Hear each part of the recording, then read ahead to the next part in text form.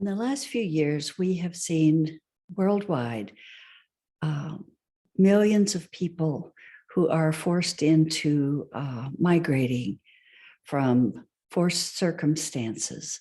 So uh, the refugee problem has appeared and appears to be everywhere.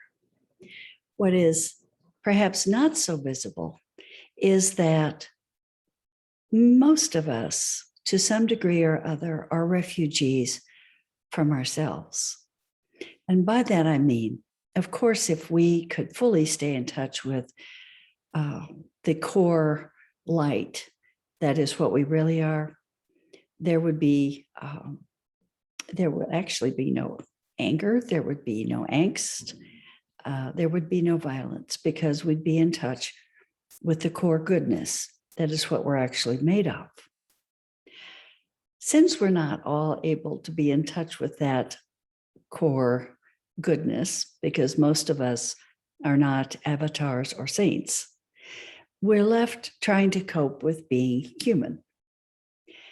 And there are so many ways that we endeavor to kind of get through our day and deal with our stuff.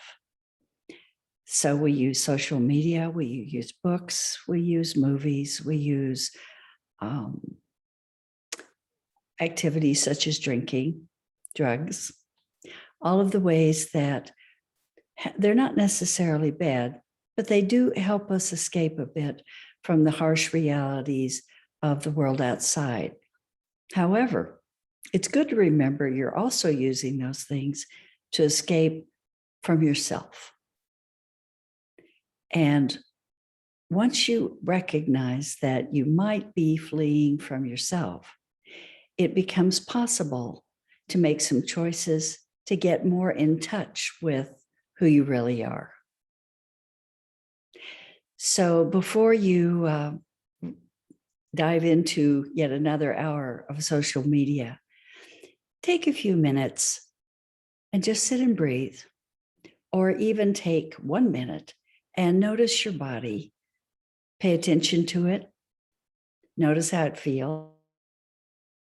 And perhaps even be grateful that you have the body.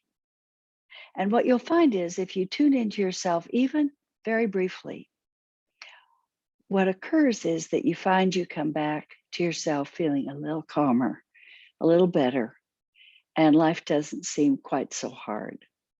So don't be a refugee from yourself. Give it a try.